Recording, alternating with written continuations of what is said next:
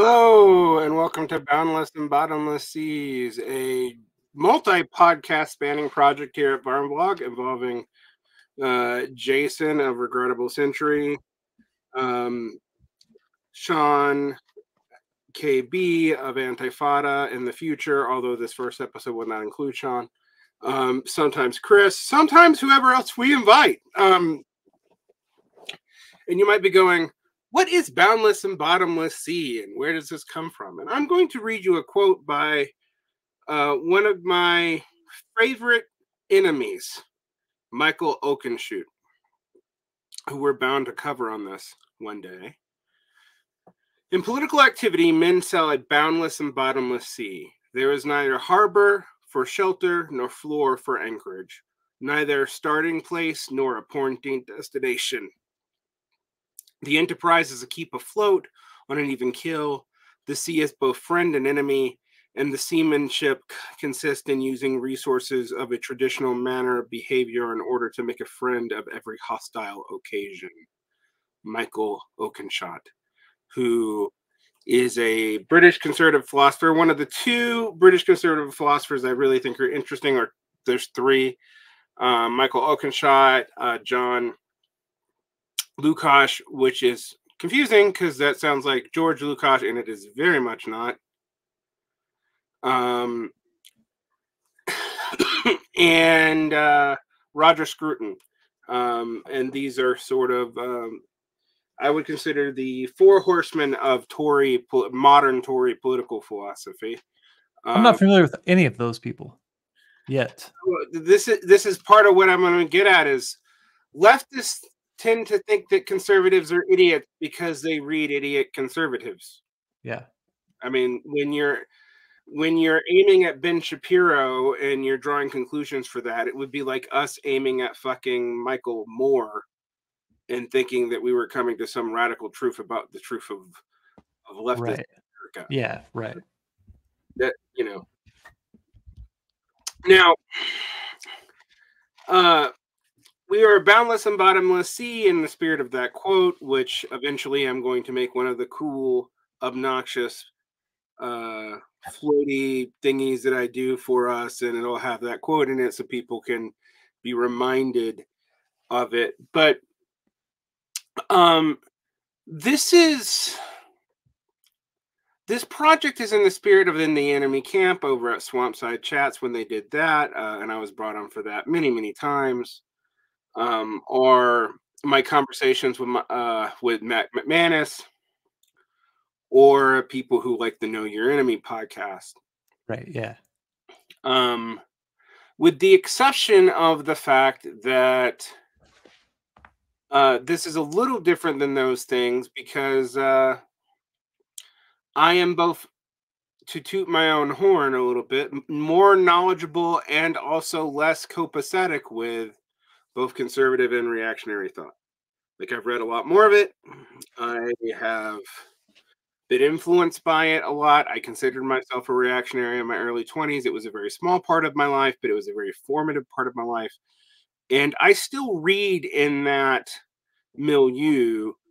We are starting off with one of the more obvious figures for this. And I say more obvious because leftists tend to be actually somewhat enamored with weird political reactionaries who are non-standard, of which Dugin is definitely one.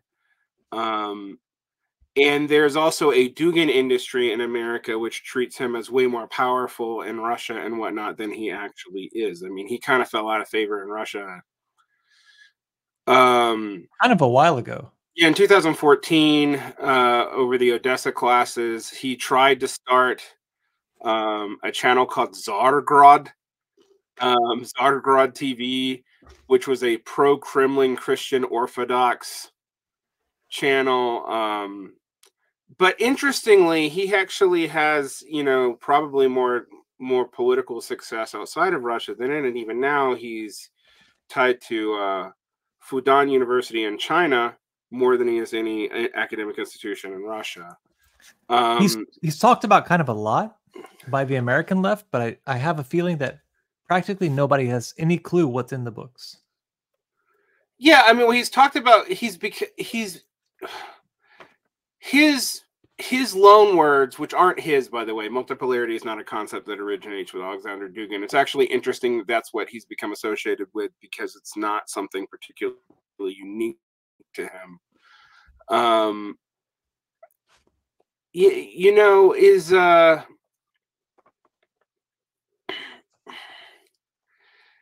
an interesting figure. He became really influential on the right when first there was a kind of unofficial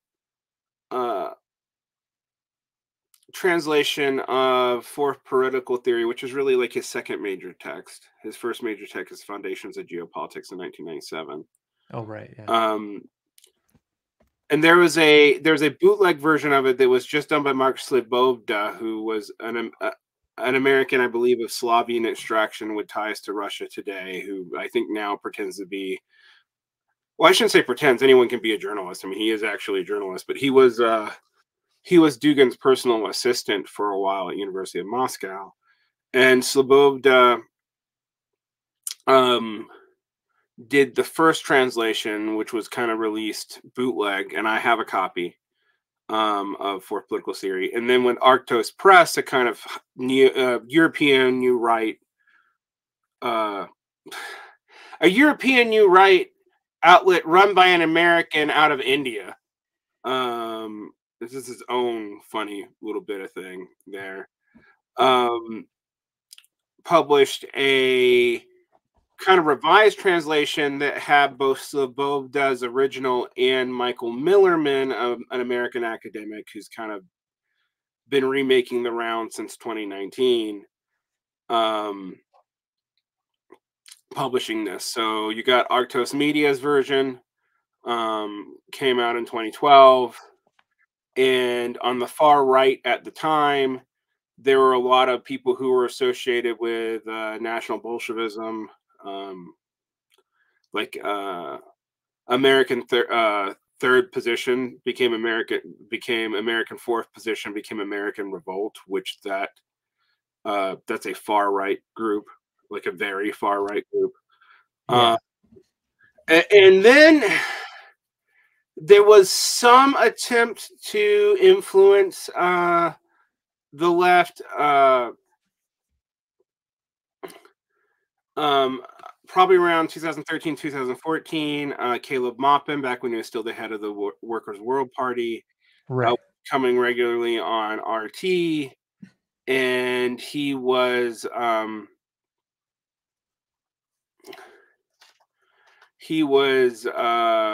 in Slobodka's circles, and which I just know because I knew Slobodka from the right.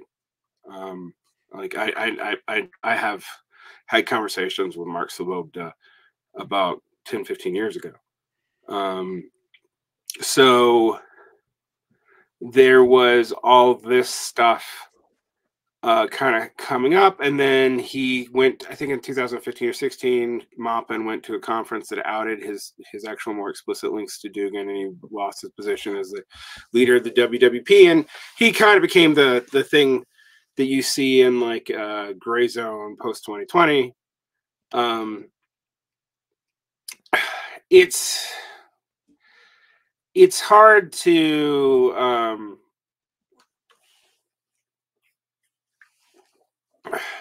really understand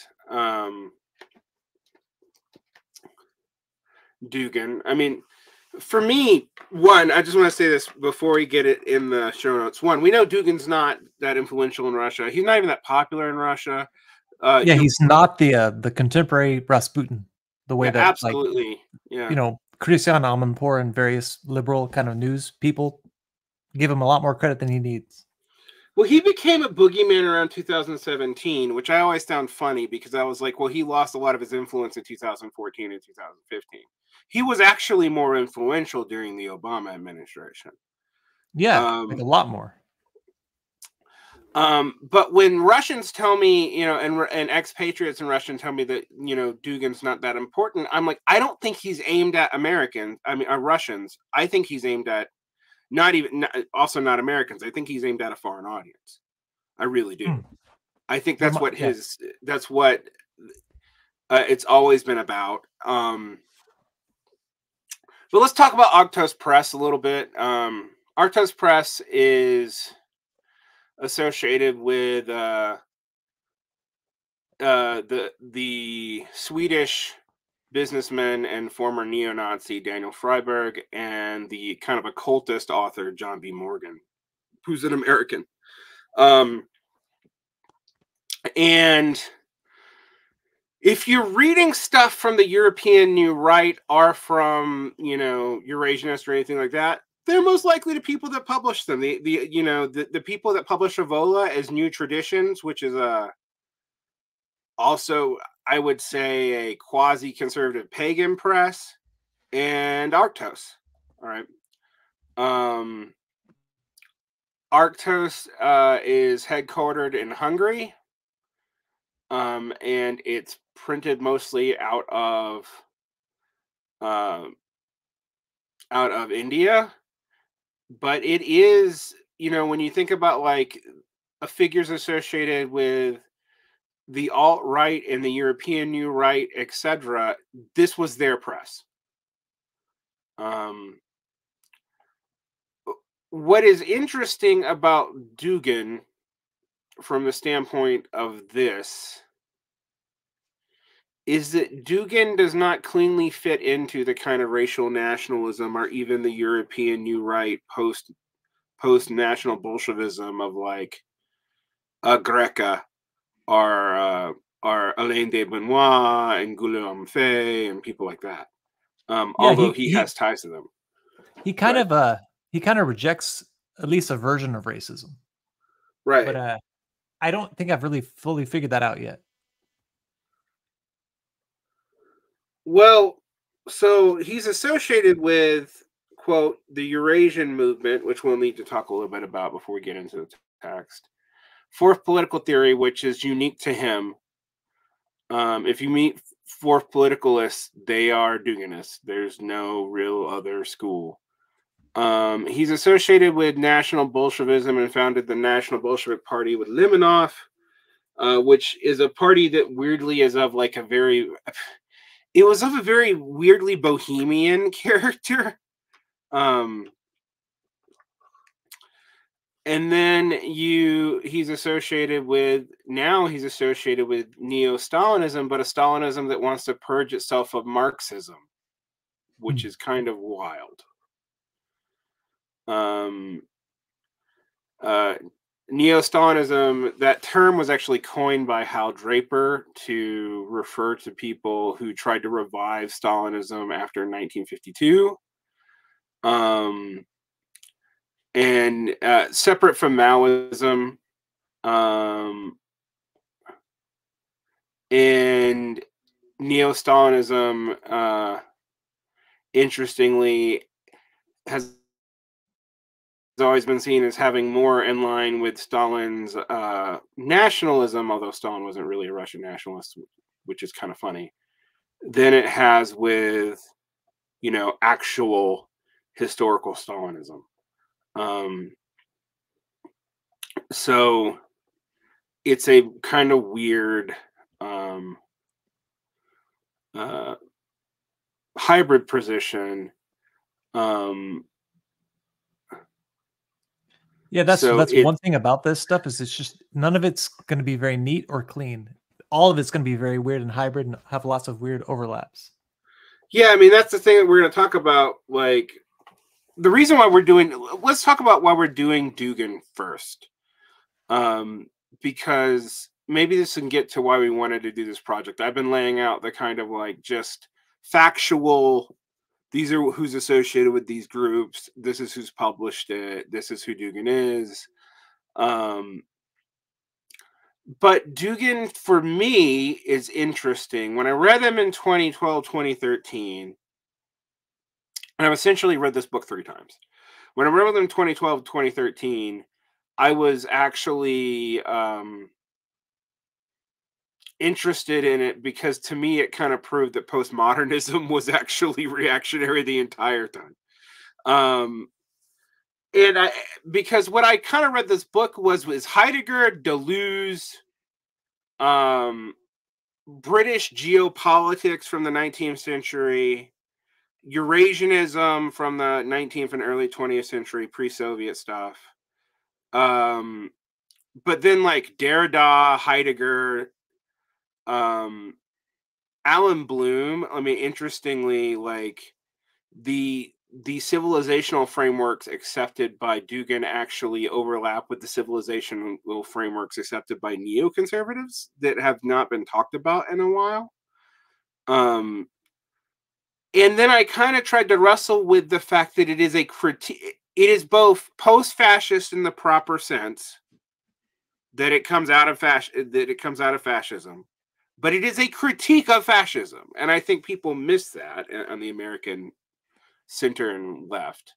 I mean, yeah, like whenever you talk about Dugin, it's just like, well, there's fascists, you know, there's Hitler and modern fascists like Dugin, and that's about it, really. That's all you ever hear. So, you know, unless you read this book, which to me is not finished yet, like this is my first time reading it. I had heard about Dugin for a very long time, but always exclusively in the camp of like Alain Benoit and other just like neo-fascists. But who he is allied with? I mean, people. Yeah.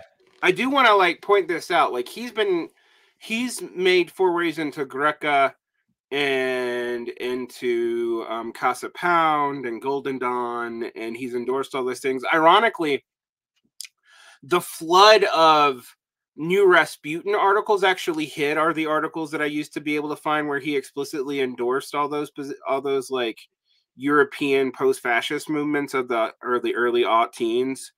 And I find it funny because all the stuff that I find on him now is like, he's Putin's Rasputin, blah blah blah, you know. Yeah. And like, Applebaum making him out helpful. To be yeah. And what's funny is it actually buried a lot of his actual political advocacy in the early aughts and aught teens.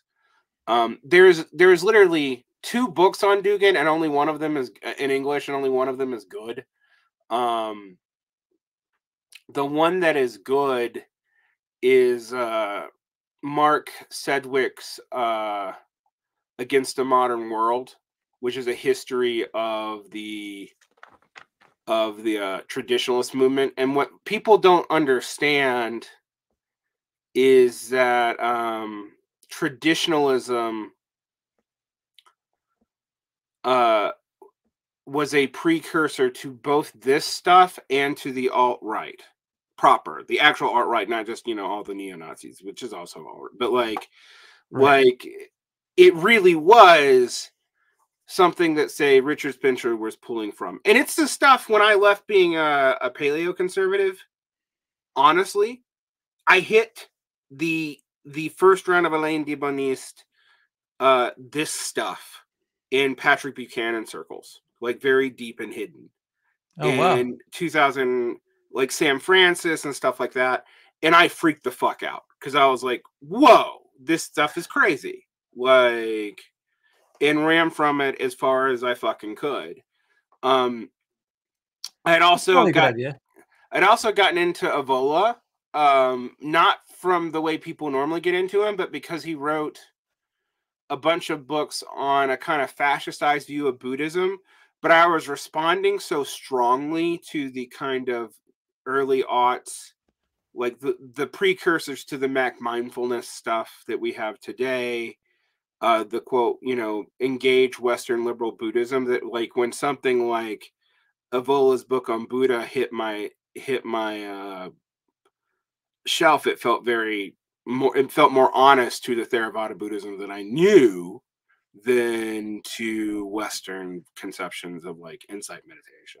Like more than Richard Gere would have led you to believe? Yeah, a lot more than Richard Gere would have led me to believe. Now, I also now know that it was a very post-fascist reading of Buddhism, and it's not actually a whole lot more correct. But when you're dealing with, you know, a very traditional religion, and all you can get with it is basically like pop liberalism, You know, if you like go to Tricycle magazine today, they publish Rebecca Solnit and rocks, you know, and what, you know, and whatever as almost like Dharma stuff, and it's bizarre because you're Yeah. just like, this has very little to do at all. Like, there's nothing that inherently links progressivism to traditional Buddhism. So I ended up finding Evola from that and finding Rene Guénon. I don't know if you know about Rene Guénon. I don't, and in fact, I've read Julius Evola, but like, or Evola, whatever. But it was this year was the first time. So this is all brand new to me. So Rene Guénon was a French perennialist who became like a Sufi traditionalist, who was also trying to like come up with a like hybrid belief system that mixed Islam, Hindu philosophy, and Roman Catholicism. And he very reactionary, but very quietistic. So unlike Evola, you're not like, this is not a guy who floated with fascism in any explicit way whatsoever. Okay. And so, but he wrote books like on Oriental metaphysics and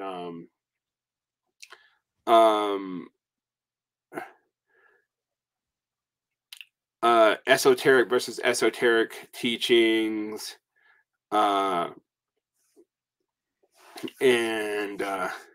Sharia and Taqiyya and Mosaic and Kabbalah. I mean, this guy was, if you like, if you get into like religious dirty circles, this guy is like a crank, but you can encounter him.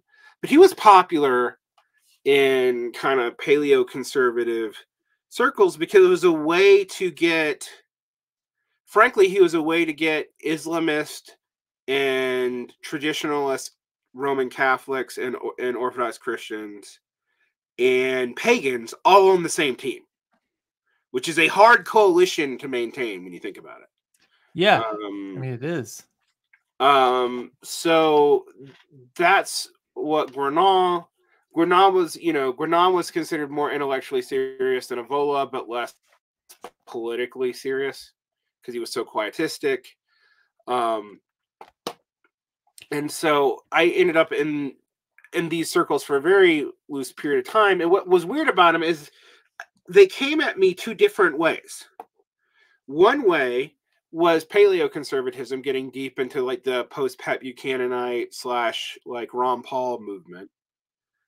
But the other way is not going to be obvious, and that is through the punk and weird trash culture scene through like Feral Press. Yeah, see, that's kind of a surprise. Not if you know Feral Press authors and stuff and the bands around it and neo folk and all that. No, it actually shouldn't be a surprise. Like Sol Invictus uses Winagradon symbolism exactly. Actually, yeah, I guess you're right. So that's how I ended up in that world. I knew about Dugin before even the fourth political theory book was published. Like I said, I knew people who knew Mark Shabogda, who was Dugin's English-speaking secretary at the University of Moscow before he got fired, and one of the first translators of for political theory. And he still shows up, by the way. Every now and then you'll see him on the Gray Zone. Shabogda. Yeah, actually, I think I watched a video with him, earlier today. But I had heard of Dugin like around the same time as Edward Limonov, and not since until the the Russia-Ukraine stuff. So like 2014. Yeah. So my impression of Dugin was always that he was more of a hybrid thinker and he was actually more left-wing, but I guess really that's more Dugin. I mean, not Dugin, the other guy, Limonov. That's more Limonov. Yeah. I mean, Limonov was more of a, I mean, he was in one way, Limonov was more of an explicit racialist. And the other way, he was more of a national Bolshevik, period. He was, I mean, his party was actually formally banned in 2007. And I think what brings Limonov into the circle is because Limonov has an influence on people like the exiled, you know, and Mark Ames and whatnot. And Ames is never, I don't think Ames was ever like officially a national Bolshevik or anything like that. I don't think so anyway. But Limonov was tied into the exiled crew. He was in jail for a whole lot of the aughts. And he took very similar stances to Dugin on the annexation of Crimea and the Donetsk and Luhansk People's Republics, the separatist republics. Right. But he died in 2020 and really wasn't active after 2014. Yeah. So, but I mean, it was interesting because Limonov had like ties to people like Solzhenitsyn, although Solzhenitsyn eventually called him a little insect who writes pornography. So I mean, I bring all this up because this is a group of weirdos of which Dugin's surrounded, but Dugin in some ways is the least racialist of them. And he is yet also what we might call Western cultural chauvinist for the West, which is interesting. If you actually read what Dugin advocates, he thinks National Bolshevism is great in Europe and the Americas, like right. because it would lead to both decolonization and I mean, you know, I've joked on another thing that today there's this weird group of people who can go back and forth between J. Sakai thought and Browderism. But if Dugin is your frame of reference, that isn't hard to do. Well, right, because you can go back and forth and also like and not acknowledge that you're going back and forth. It's all contained within Dugin's ideology. Right. So, but why were you interested in Dugin? Because Dugin to me is a problematic figure because he's sort of like, in some ways he's a joke, in other ways he's a very serious man, and I think it's hard for people to wrap their head around someone who is both things. Right. So for me, I have always been, you know, casually, very tangentially interested in the Eurasianism and the Nazi kind of like the attempt to re-syncretize the post-Soviet kind of dissident, illiberal thought. But specifically, I don't know, a friend of mine recently was, you know, like, this is his copy of the book. Like, I borrowed it from him because he was like, hey, you should read this. So a big part of it is like, I don't know, I guess I want to make a lot of sense of the fourth political theory and the Eurasianist stuff so that I can respond to my friend. But also I'm using him as a cipher to kind of just take all of this more seriously. And I just, yeah. Well, what do you make of the fact? What do you think of the fact that there's a section of Marxist-Leninists who are not National Bolsheviks who take Dugin seriously? Like, that to me is wild. I mean, the simple answer is just that they are, you know, they're somewhat confused and they're grasping at something because they're trying to figure out how to make sense of the world. And like, socialism is today is typically kind of presented as a small L liberalism or like organized liberalism. And that doesn't seem right. And so to go back and to just be regular socialists is kind of just not really their thing. So I don't know. A lot of what Dugin talks about it's very intelligent, so it's attractive. And also because of the way that liberals kind of have held up Dugin as like a boogeyman, that makes him seem at least more attractive to people who otherwise would not have paid attention to him at all. Well, this is one of the things that I find so baffling. To like, one of the reasons why I went back and forth when we said, you know, hey, why don't we start with a slow reading of Dugin, and one where we don't pull punches, but we also try to read it as close to what he means as possible, so that we're not critiquing a straw person Right. of this thinker. One of the problems that I have with a lot of the know your enemy stuff, I used to have this problem on in the enemy camp too, is there was a refusal to treat these thinkers by some of these people as being sincere, that they Right. mean what they say. And with Dugin, for one thing, I think he's an irrationalist and fucking bizarre. But on the other hand, like his critiques of liberalism and some of his critiques of Marxism, I mean, one of the things I'm finding going back over the first few chapters of this book is that, like, as long as we're not talking about what Dugin actually believes, we're just talking about what he thinks is wrong, he's pretty persuasive. Oh yeah, And definitely. I think that should make people more uncomfortable than it does. Right. His criticisms of liberalism and communism and fascism, they're a little bit simplistic, but they're basically correct. His conclusions are a different story, but it's kind of like reading Mark Fisher, his critiques are insightful. And then what he does with those critiques, where he directs them, maybe not as much, but there's still a value in at least knowing what on earth, where he's coming from.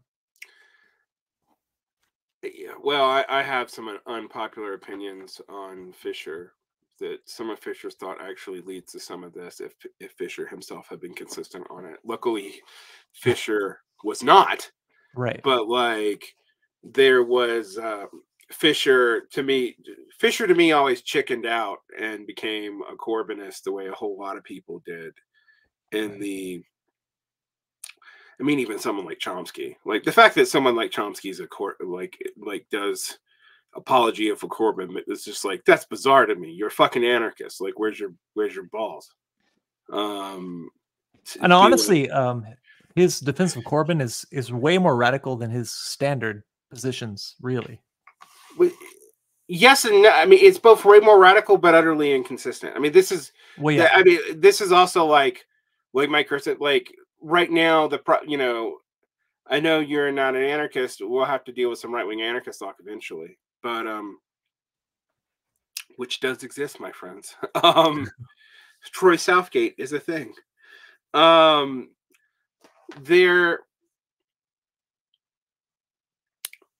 There's a tendency in anarchism post the 90s, I think, as a response to what was post-left anarchism in the 90s. And I know people think of post-left today as like conservative social democrats. That's not who we're talking about. We're talking about people like Hakim Bey and the first round of primitivists like Derek Jensen and John Searson. And well, they're not even the first round, but the first round of famous primitivists and people like Bob Black.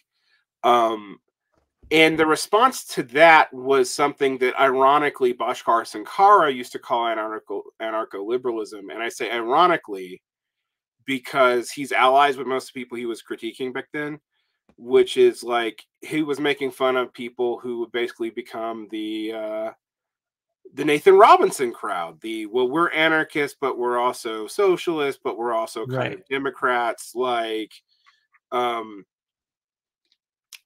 and for me, and I bring that up, it's that because it's actually important. Those people, for me, chase me. Those people, and then people like Code Pink and the WWP and the PSL actually chase me to the right in my in my late teens and early 20s.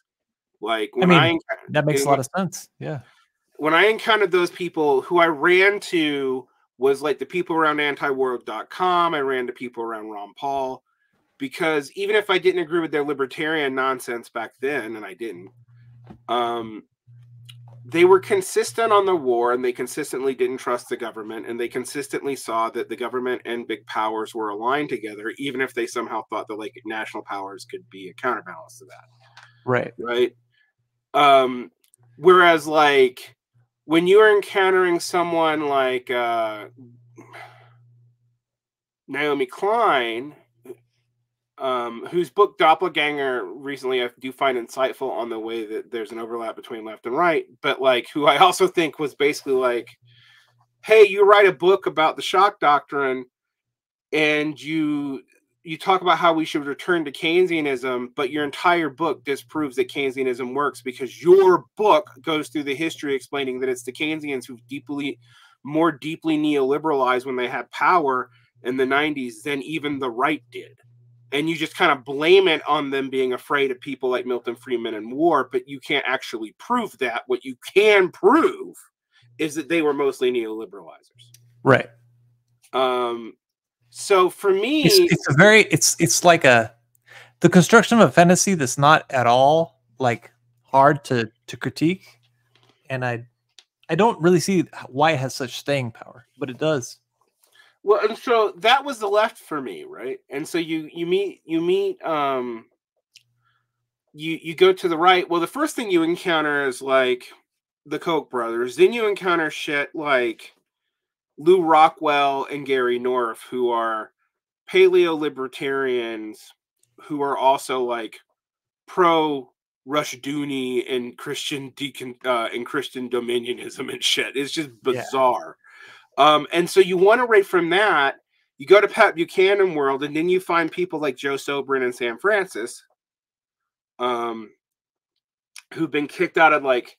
And then if you go a little bit esoteric at all or have any ties to the punk scene, you start getting into what is effectively Limanoff territory. You start encountering national Bolshevism. You encounter people who follow Francis Patriarchy. Now, when I was encountering all this in the aughts, these were incredibly minoritarian movements. Like nobody knew about these people. In fact, that was part of the appeal. Is like you were in on something pretty secret, but not in transgressive, but not like obvious stuff. Like I don't know, Imperium or any of that's yucky. But like, well, like not like anything that's happened since 2016. Not like Milo Yiannopoulos or any. Like that phenomenon didn't exist yet. Or the 90s stuff around like Timothy McVeigh.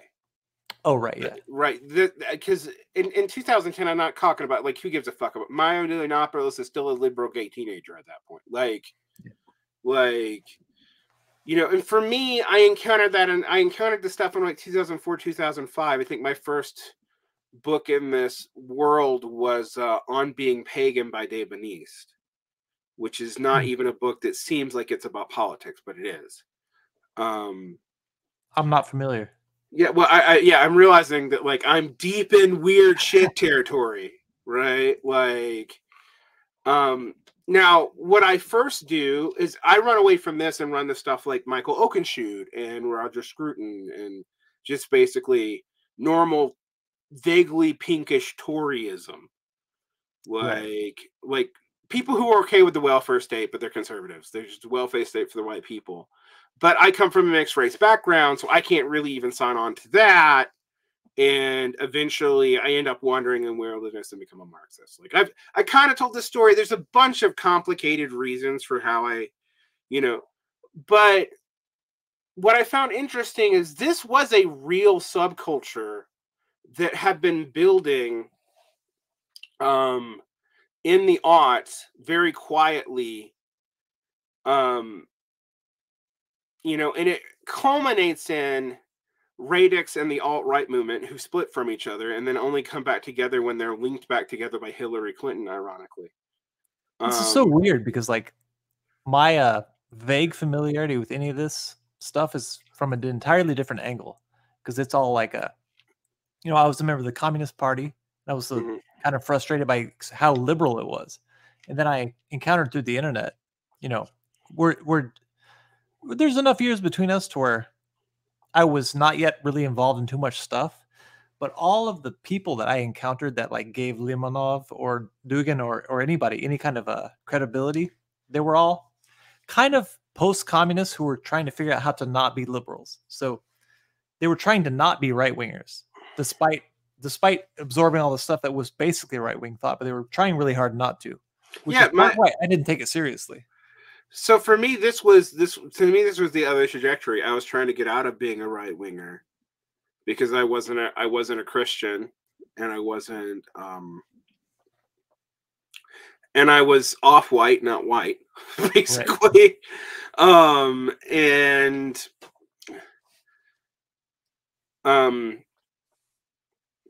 I hated neoconservatism, and I hated the Republican Party. That's actually been consistent throughout my life.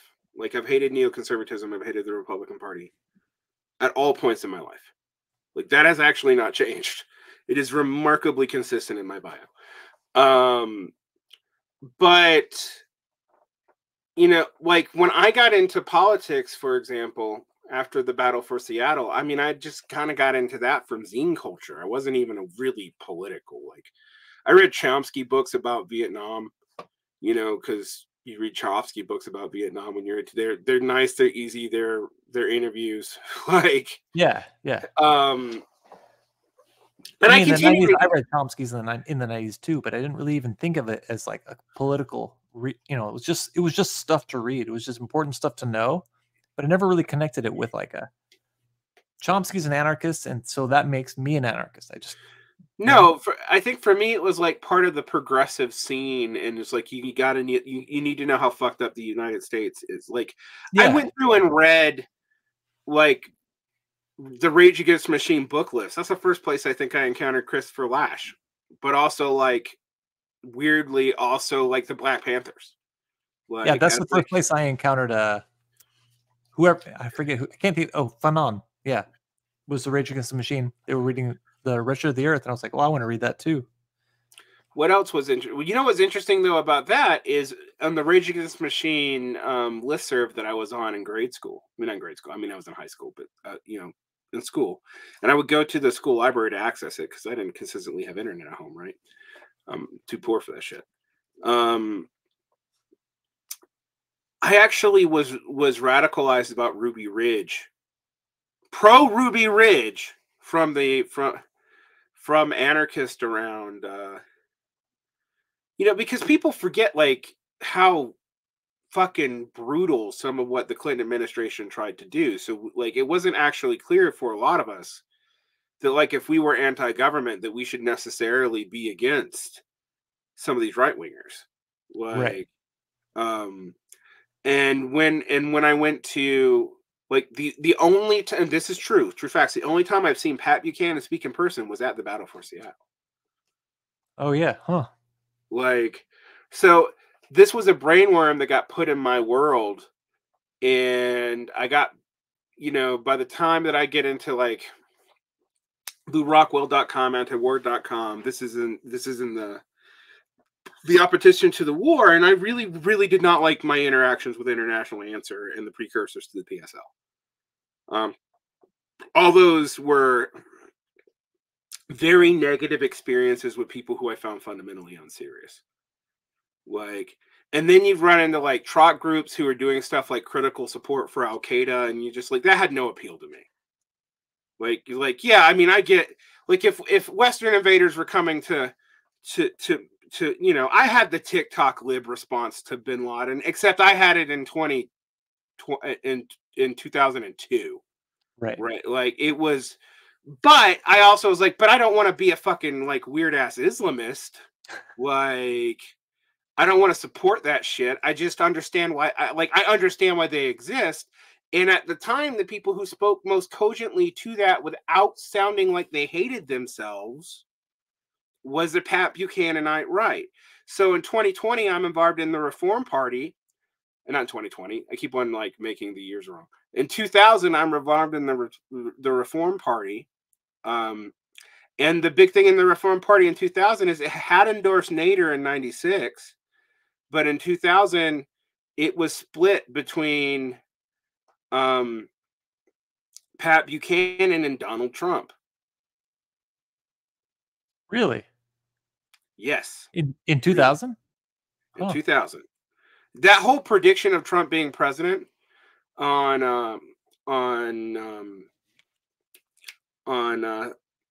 The Simpsons is actually about the 2000 campaign. It's not about the the 2016 campaign. Trump ran an opposition candidacy.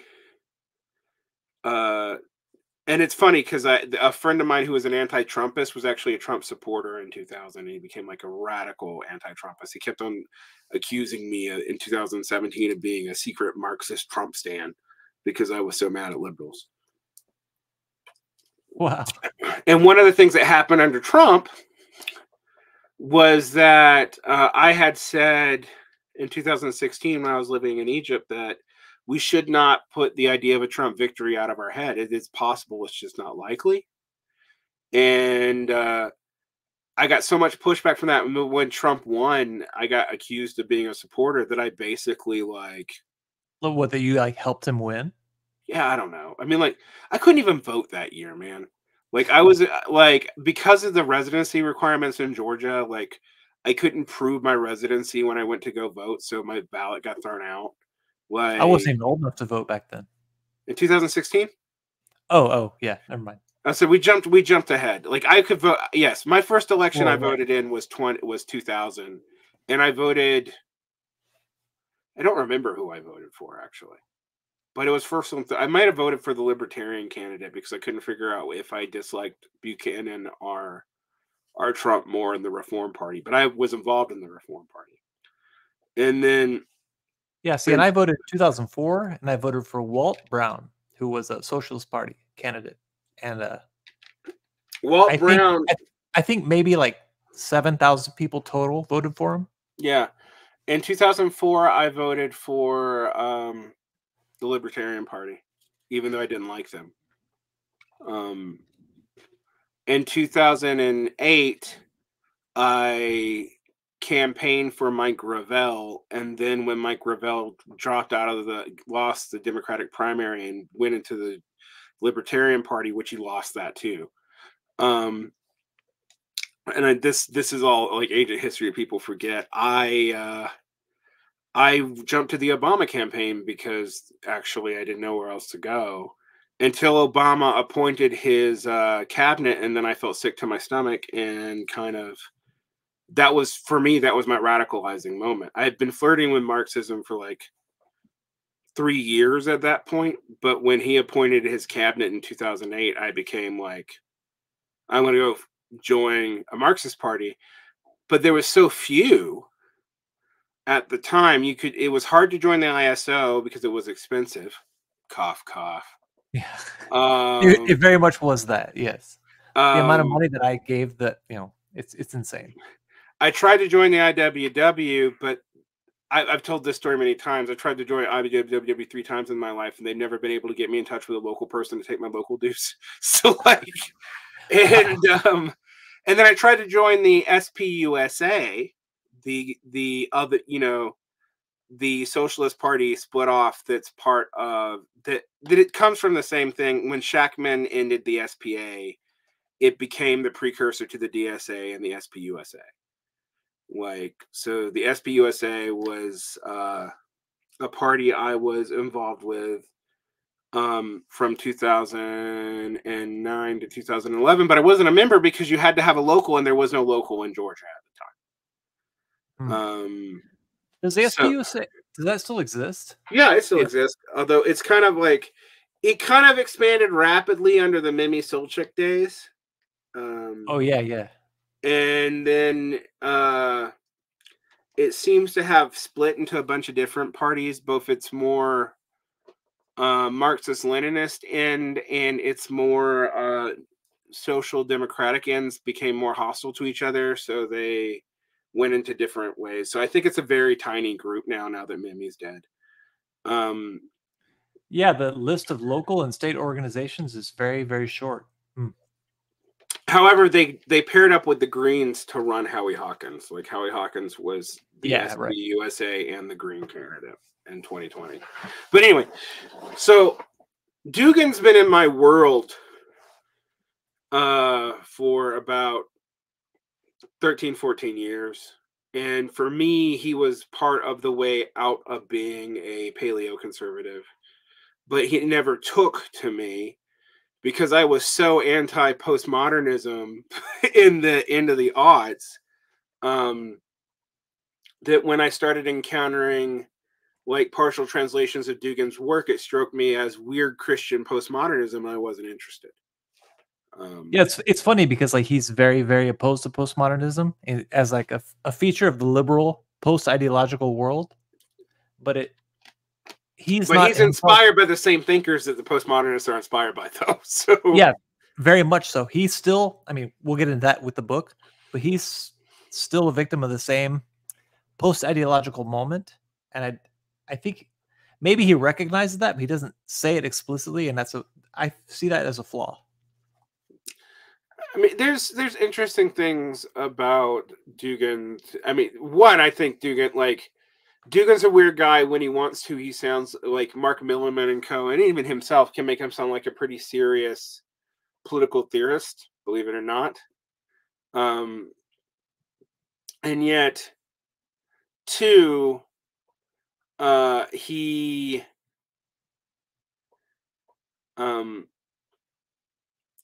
is a weird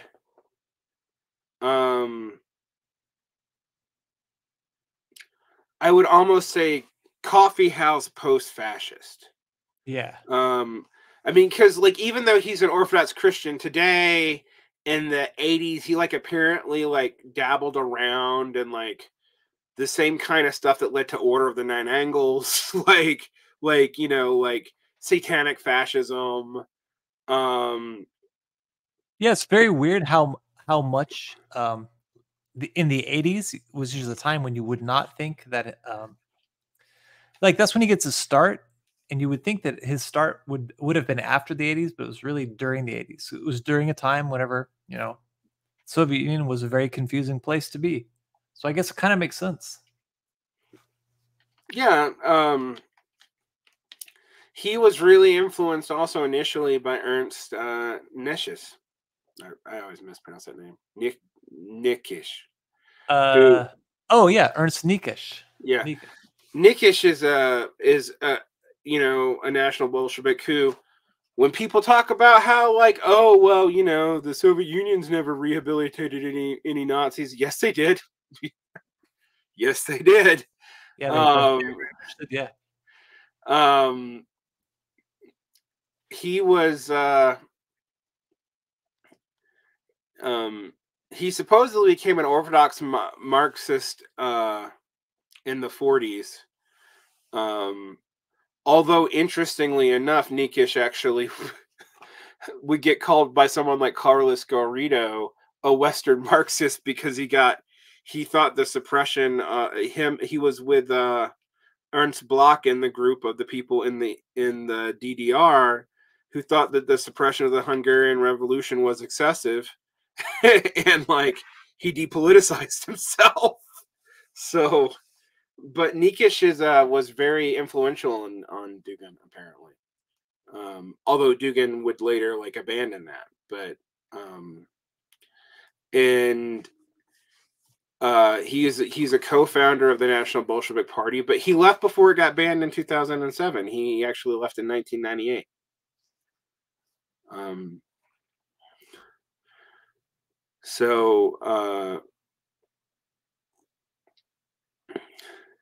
Yeah, but I mean, his early writings, he's explicitly fascist. Like in the 90s, when he has an article called "Fascism Borderless and Red," where he thought national capitalism was just going to be like a period of which Russia was going to have to go through for a genuine and truly radical revolutionary fascism that was fascist because it took all the most statist parts of Stalin and mixed it with all the most, you know, salient parts of Mussolini. Yeah.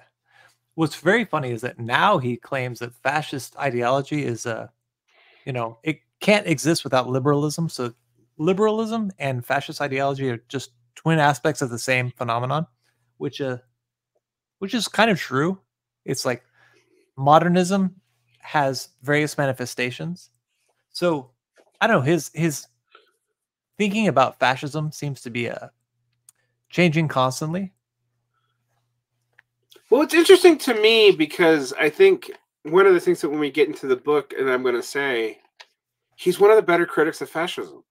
which is wild to say. But it's because he comes out of it explicitly. He knows it. And, you know, when all these people talk about, well, fascism is just liberalism and, you know, in crisis, I'm like, yeah, you know what? You're not wrong. That's true. But there's also a part of the Ziv Sternhell thesis around this, where, and the third periodist Marxist-Leninist thesis, where like, yeah, but fascism and social democracy are literally like almost the same thing. And, you know, a lot of leftists hate Sternhell's work because Sternhell's pretty good at documenting how many, and not just in the Italian case, how many social democrats and even left communists and syndicalists flipped sides and supported the fascists. Like, in fact, while the base of fascism comes from different people, I mean, it comes basically from the same base as Bolshevism. Right. I mean, not Bolshevism, Bonapartism. Its leadership comes out of the same cadre as Bolshevism. That's what I was trying to say. And Lenin praised a lot of people who became fascist ideologues, like Giovanni Gentile and Mussolini, etc.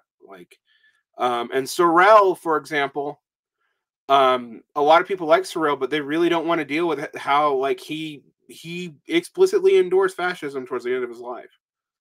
Yeah, I mean, this is just a very uncomfortable subject, and the idea that it has anything to do with socialism at all is just something that most people just don't want to deal with. But like, the fact that Mussolini was a socialist, was a member of the Socialist Party, should at least make people go, huh, at least a little bit. And half of his thinkers were socialist. The one thing I will say is Paul Gottfried points out that everyone's always obsessed with Nazism because it's the easiest, most devilishy one of the fascists, but it's also the weirdest. Yeah, it's also the one that's the least fascist. Harder. Yeah.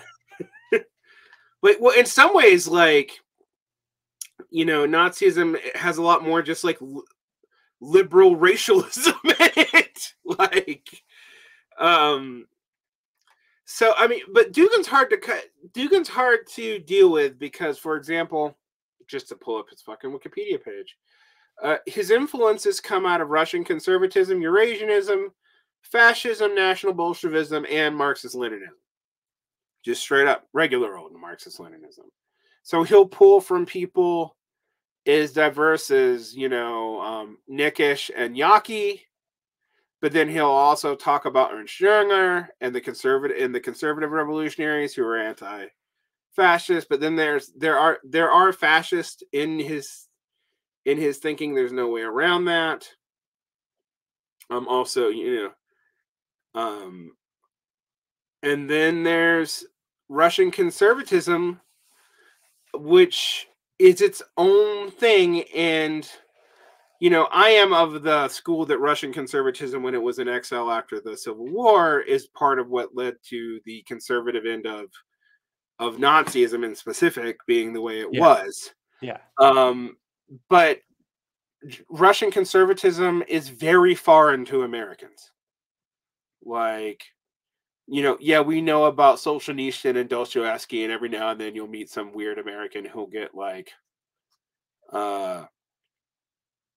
super inspired, but like, who knows about Metropolitan Tikhon? Who knows about Razov? The vast majority of Americans just don't know about any of this, including Solzhenitsyn and Dostoevsky. Well, like, yeah, the idea that there is a conservatism which is distinct from, you know, neocon culture war stuff is already lost on most people.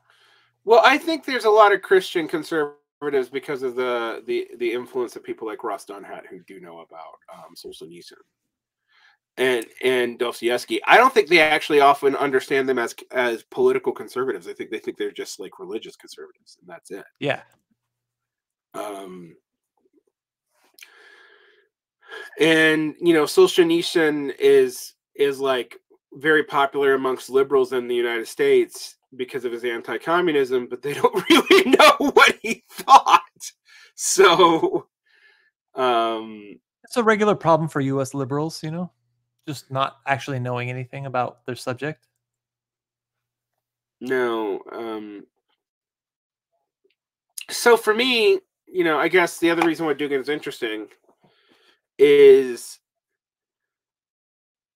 I am interested fundamentally in post-Marxism because something happens in the 70s, basically, in the 80s, where people have to come to heads with the failure of revolutionary turns twice, both right after leading up to World War II, and then again when the national liberation movements in the 70s start turning conservative in 78.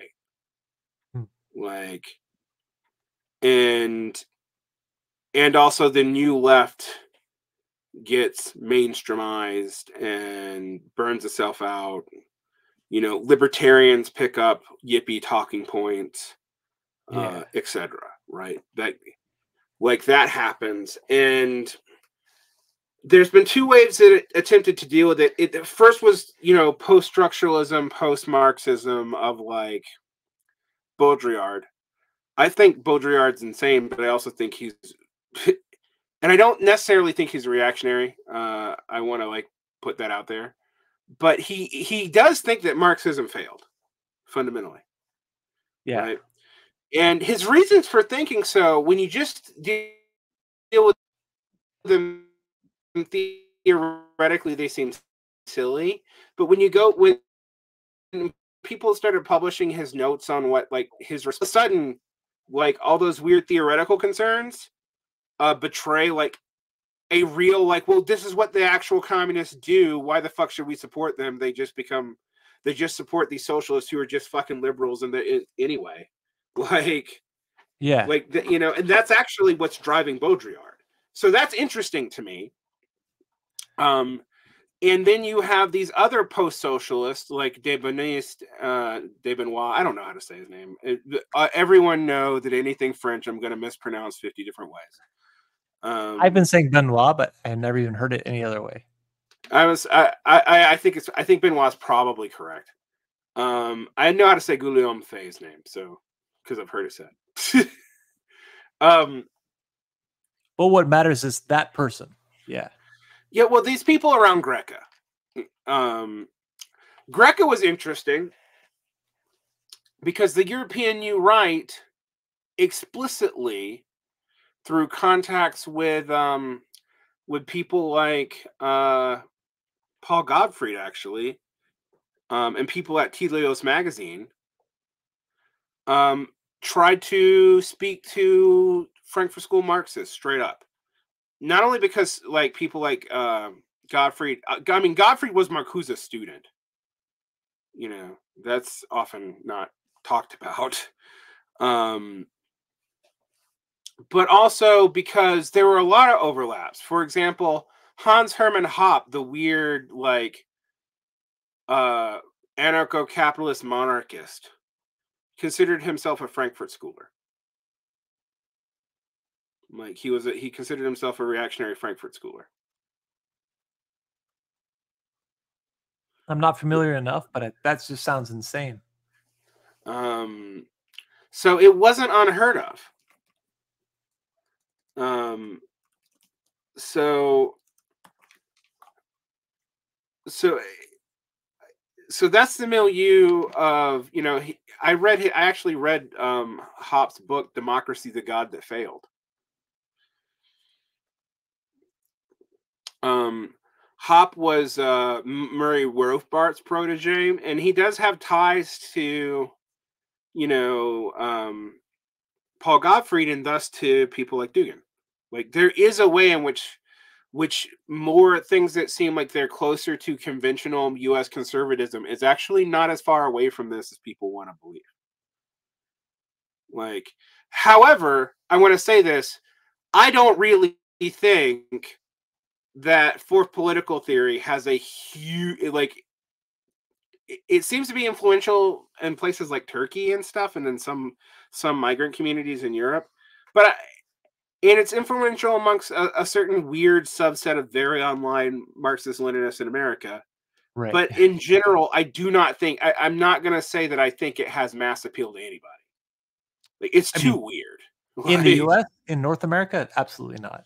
no, well, and I also don't think it does in Russia, talking to Russians either. Oh, really? No, like, I don't think that, like, that like, Eurasianism is popular in Russia, but I don't think the Duginist form of it is.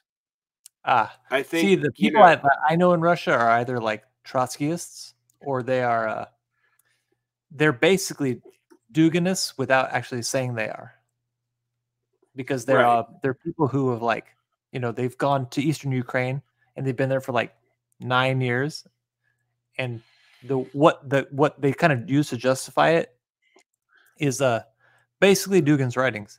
But I think maybe I guess you're right, because I don't know any actual Duginists. No, I think Eurasianism is a movement that is both inside and outside of um uh, um United Russia, the political party. And it's also not easy to predict what, even if you know someone as a Eurasianist or an Atlanticist. For example, Medvedev is an Atlanticist, but, like, you wouldn't know that in the Ukraine war. He's more bloody minded about it than Putin is. Like, so the Ukraine stuff doesn't cut along Eurasianist Atlanticist lines at all. But Eurasianism also way predates Dugin. Like, what Eurasianism is an answer to Pan-Slavism, right? Like, Eurasianism is like, we're not, the Russian Empire is not just Slavic, so Pan-Slavism isn't going to be good enough. And Eurasianists aren't Tsarist restorationists. They've never been Tsarist restorationists. So, and it was popular in like right-wing Russian immigrant movements who were not Tsarists in the 20th century. And it led to stuff like, weirdly, like nomad studies, and it's also got ties into Aryanism. But there is considered, there's different kinds of Eurasianisms. There's Eurasianists for Eurasian Economic Union, which does not include China, by the way. It does include Mongolia. Which is basically would call for an EU-like organization of Armenia, Belarus, Kazakhstan, Kyrgyzstan, Moldova, Uzbekistan, and weirdly Cuba. So I'm like, okay. And there was also an attempt to build an answer to NATO called CSTO, which was going to include the Commonwealth of Independent States, including Russia, Armenia, Kazakhstan, Kyrgyzstan, Tajikistan, and Uzbekistan, Azerbaijan, Belarus, and Georgia. But the tensions with Georgia and the tension between Armenia and Azerbaijan kind of blew that up. Right. Same reason, like, why the tension between the I and the C in BRICS blows it up every time they try to make it something more formal too. Yeah. Turkey is sometimes part of Eurasianist worldview. Sometimes it's not, because like Neo-Ottomanism a la Erdogan is actually opposed to Eurasianism. And Pan-Slavism and Eurasianism doesn't get along, because you will notice that there's a whole lot of Muslim countries in the Eurasianist coalition, and Mongolia is part of that. Whereas, like, Pan-Slavism's like, no, we're like Serbs and shit. Right. And a lot of people in America can't tell those things apart. Like, they think Eurasianism and Pan-Slavism are the same thing. They're not. So, for political theory is weird, to get to, like, a precursor to the book for me, because it's a critique. It's a, I would say would you consider it reactionary? I mean, let's actually define some terms for people. Fascism is not equal to reactionary, is not equal to conservative, although I think almost all fascists are reactionaries. Almost. But the reverse is not true. I do not think most reactionaries are fascists. Right? I have trouble with this. I don't think I really know yet whether or not the fourth political theory, from what I can tell, is not inherently reactionary, but it's I don't know what to call it. So let's talk about, let's define, let's like do some broad stuff that's broader than Dugin to help our audience understand what we're talking about here. About conservatism, reactionaryism, and I'm not going to get into what fascism is because that's a fucking can of worms. You will notice that I tend to take the Enzo traversal cop out of calling a lot of things fascistic, but not fascist. So, like there's post-fascist movement. Yeah, there's post-fascist. Yeah, there's a lot of, like, for example, there's a lot of both North American liberal policy and Confederate policy that is fascistic and proto-fascistic, but it is not fascist. Like, calling it fascist does not really help you understand anything. But it is a precursor to fascism. All right, anyway. Reactionaryism. Reactionaryism is a word that comes out of the French Revolution. The French Revolution actually gives us right-wing, conservative, and reactionary as different anti-left, anti-liberal positions. Right. They are not generally understood as the same thing. And when you start talking about reaction, you generally start with de Maistre. Whereas when you start talking about conservatism, you talk about a contemporary of de Maistre, but you're really talking about people like Burke, who actually come out of the liberal tradition. And that's an important thing to understand.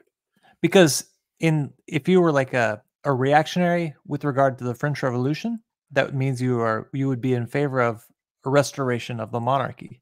And if you were conservative, you might be in favor of the revolution, but you would be anti-Jacobin. Or you might be against the revolution, but not in favor of the restoration, or you might be in favor of the restoration.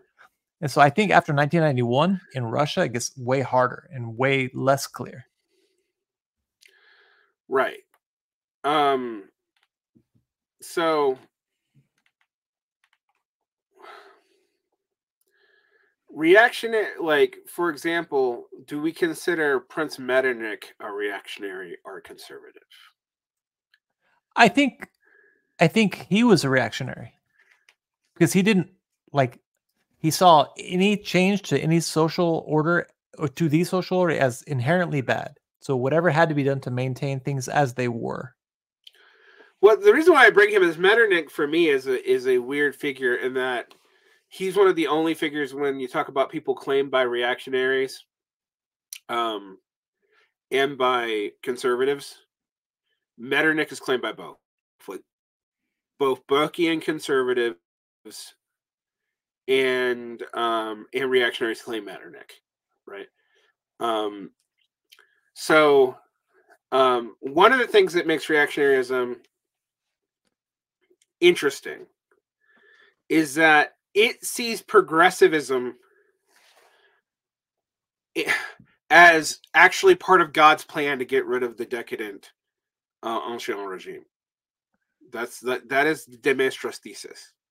That, like, for better true forces of reaction to emerge, you actually have to have the progressives come in and get rid of the decadent king. Like, but the other thing that makes reactionaryism interesting is that from de Maistre and de Bonald and de Chateaubriand,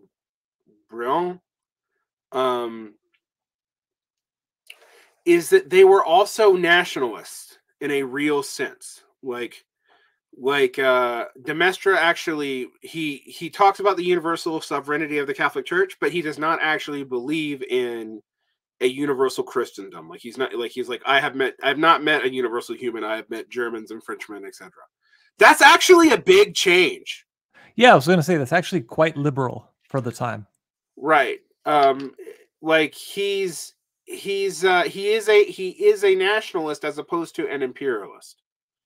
So that is one of the interesting things about reactionaryism, because conservatism can be small I imperialist, like support an empire, or it can support you know, a nation, or it can support whatever, because it doesn't have a clear orientation like that. The institutions that are conservative depend on where you're at.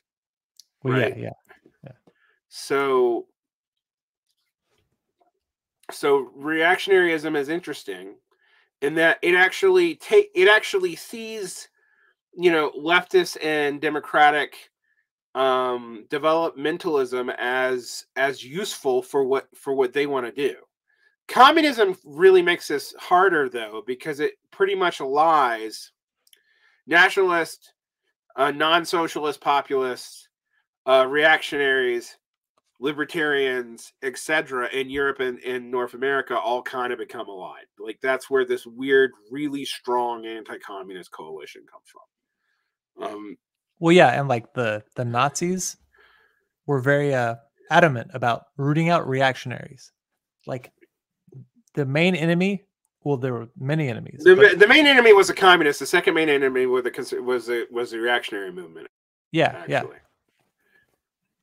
Whereas, like, and also, like, all the people who tried to kill Hitler were like revolutionary conservatives or reactionaries, actually. Right. Like, and like the Spanish Falange under Franco was actually reactionary, and the National Socialists were not. I mean, they were bad, but they were different. They shared anti-communism, but it's important to point out that like the Falange didn't actually join the Axis, for example. They stayed out of right. it. So it does get a little confusing because there are some people that we would consider conservatives that were also reactionaries. Erich von Kuhnelt-Leiden, who's the guy who came up with the phrase "Immortise the Exciton." He was an Austrian monarchist who became popular in conservative liberal circles in America in the 50s. He considered himself a reactionary. John Lukács, the Hungarian-born American historian who is more popular in the UK than the US, considers himself a reactionary. I said he was a Tory thinker. He is, but he's actually an American. James Gerald Warner of Craig and Maddie was a reactionary and a Tory. And so what makes it interesting, for example, is if we look at, like, say, the British conservative tradition, where you have like Carlist and conservative and distributist and high Tories and pink Tories and red Tories, and Tory socialism and traditionalist and ultra Tories, you know, and Americanist, etc. Right? Reactionaries could be red, pink, or high Tories or Carlists. It's like very hard to know what we mean by that. And what makes it confusing in America is until very recently, till the national conservative music, basically, we haven't had a reactionary movement that wasn't like neo-Confederate or something like that, that looks completely different from anything European. Right. There's some exception. The Silver Shirts, the German American Bund, the American Nazi Party. Yeah, but even that it's kind of a while ago. You know, like, yeah, all that stuff is over by the 60s. You know. Yeah. Like, when did Rockwell? When did he die? That was in the 60s, right? Yeah, I believe it was in the 60s. Yeah, I think so. And then basically the neo-Nazi movement goes underground in the 70s and like joins up with the militia movement and the Christian separatist movement. Like, but none of that stuff. Like, I mean, the weird thing about that stuff is none of that looks like Toryism. Like, American Toryism, just, it's hard to imagine. Like, you can kind of imagine it in Canada, but it's hard to imagine in the United States. It's one of the things that I used to talk about until Harper in Canada. Canadian conservatives tended to be more anti-American than Canadian liberals. That changed in the late 90s and the aughts. And I think that's actually just has a lot to do with like the nature of the Canadian economy is why it changed as anything like super substantive. Like Calgary becoming more and more important because of oil. And Alberta basically being cold Texas. Right. Is a lot of why Canadian conservatism started to look a lot more like American conservatism.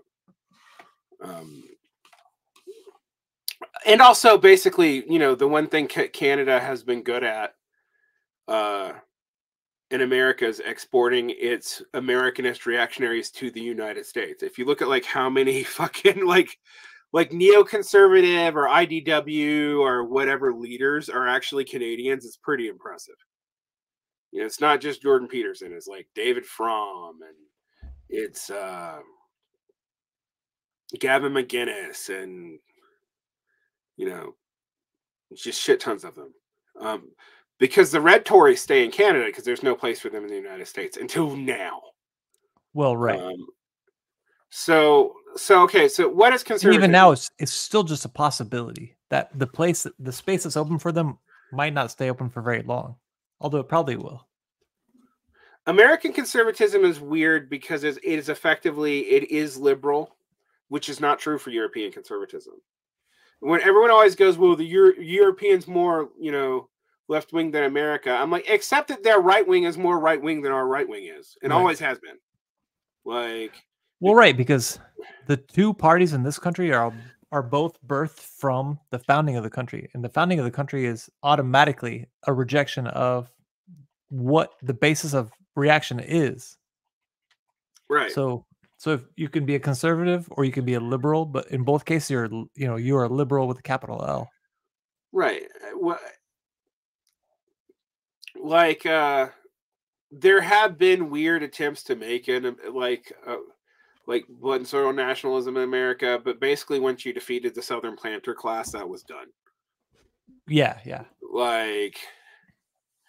So conservatism in America is kind of a weird beast. The Whig tradition, which is our right-wing tradition, but is the British left-wing tradition, which is also confusing as fuck. The Whig tradition in America was not conservative. It was just big L liberal, pro big business, but also the Whigs were kind of not, after the founding fathers, the Whigs were not really big on slavery, for example. Right. So, I mean, and this comes early on, like Adam, John Adams is kind of an abolitionist, even though he's a very right-wing thinker.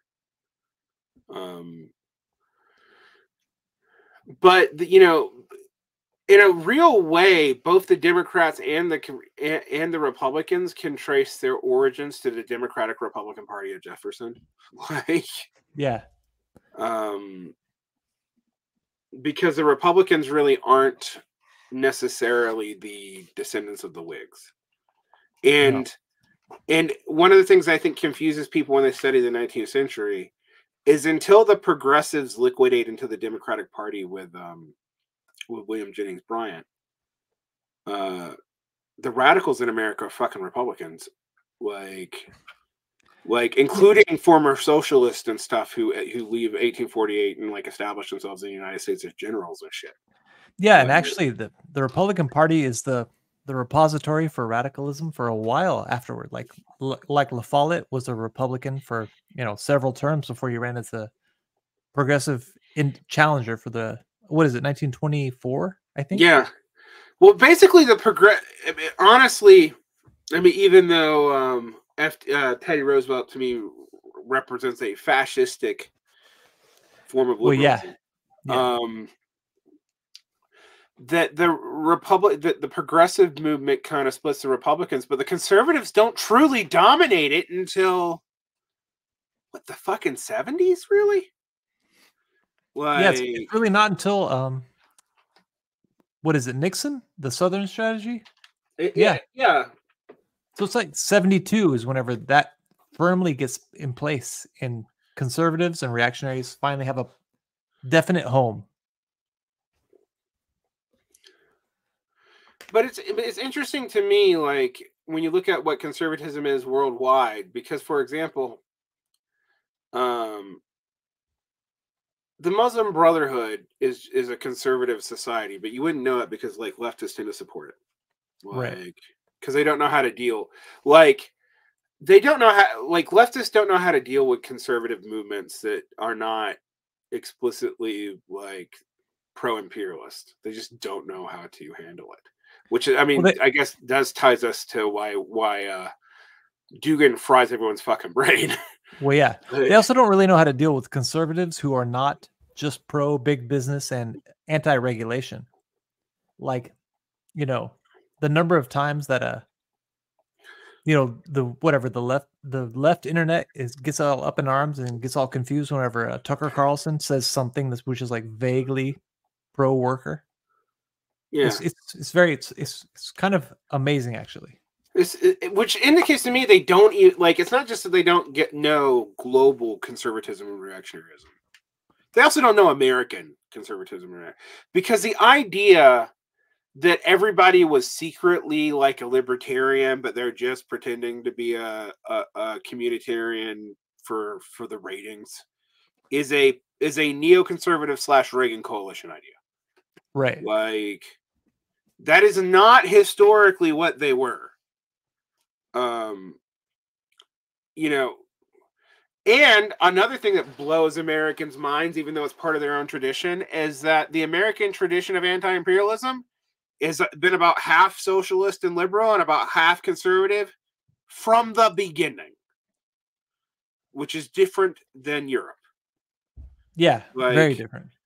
You had conservatives who sided with Hobson, you had neo-Confederates even who sided with Hobson.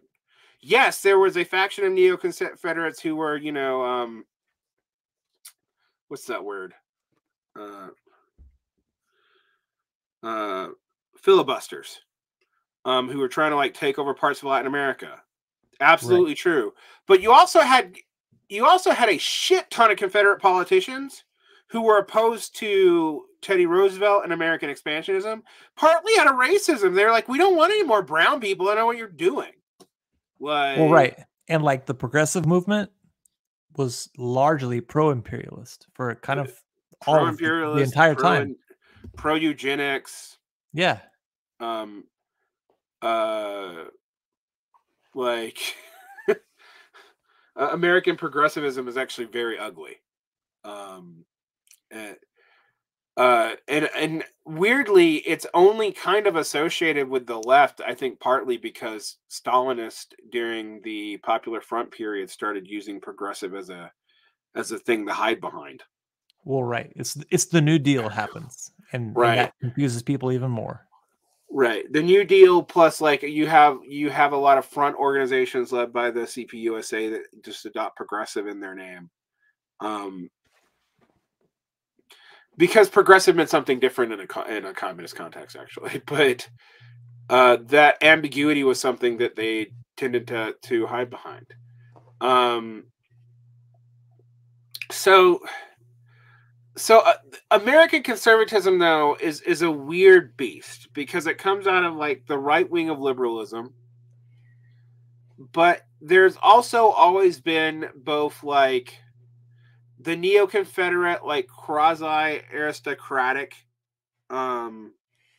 conservatism. There's been a communitarian part of American conservatism that has always kind of been there. It was part of the moral majority stuff. And it's one of the differences between, like, say, Western GOP today and Southern GOP today. Like, Southern GOP can be reactionary as fuck, but Southern GOP is also, like, okay with social welfare programs, and it always has been. Right. Like, Also, weirdly, the proto-neoliberalizers in the South were Democrats, so that's going to hurt people. But so in America, you have conservatism. Conservatism traces itself to Edmund Burke, but what it doesn't involve itself in America all that much is either romantic conservatism or counter-enlightenment thinking. So you're not getting like Fichte or de Bonald or de Maistre. That's never popular here. You do get like I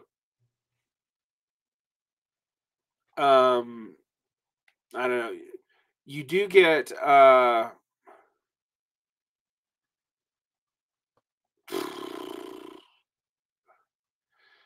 you know, basically in America you have two coalitions that emerge. You have paleoconservatism and neoconservatism and libertarianism. I guess there's kind of three strands, right?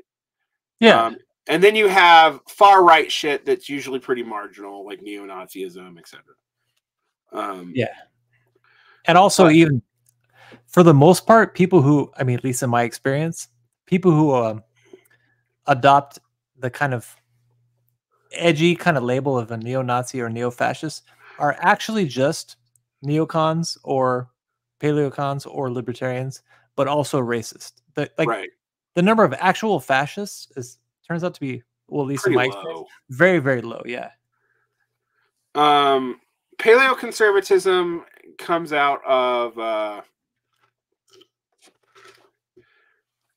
I mean, James Burnham weirdly is at both the foundation of neoconservatism and paleoconservatism, which is kind of funny. But paleoconservatism is a movement that calls for states' rights, decentralized federal policy, but also strong tariffs, economic national developmentalism, and isolationism. All right. And it traces itself back to opposition to World War II. It really becomes a thing that calls itself a thing after, the conservative synthesis movement around the National Review and William Buckley develop.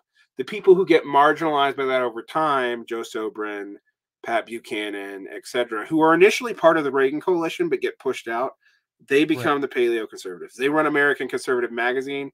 In some ways, what is interesting about them is that, for example, they tend to be localist and whatever. They don't go as far as the neo-Confederates, so they're often kind of like neo-Confederate lights. But paleoconservatism did have like an influence on people bringing in European New Right and Dark Enlightenment ideas into the movement because, for example, Richard Spencer, before he became an alt-rightist and a explicit racial nationalist, kind of post-fascist, he was the arts editor for American Conservative Magazine. So in America, your big paleoconservative thinkers, and it's interesting to think about them because paleoconservatism was popular in the aughts, and they were even like, I know people have a hard time with this, but like Tucker Carlson was the right winger leftist light in the Bush administration years, right? So key thinkers that are considered paleoconservatives are going to be like John Derbyshire, Tucker Carlson, Pat Buchanan, Taki Theodore Koppoulos of Talkie Mag, but then also people like Steve Bannon, etc. And your key philosophers are going to be Buchanan, Paul Gottfried, Mel Bradford. If you're more racialist, Sam Francis. And if you're from Texas and you listen to the radio, it's Tex Mars. Yeah. Oh, I gotta go. So So on that note, we're gonna end. We're gonna end here. I just realized we've been talking for too long. I think neoconservatism. I think we're gonna have to come back to libertarianism. People understand. I think neoconservatism throws people for a loop still, because it moves around. Like neoconservatives seem like they were like a Reagan to Bush 2 phenomenon, but like there are neoconservatives in the Democratic Party, and there always have been. Right. So like we're gonna have to talk about that. neoconservatism and neoliberalism are not opposed. They're not like different vectors of neoliberals aren't a thing that are opposed to neoconservatives.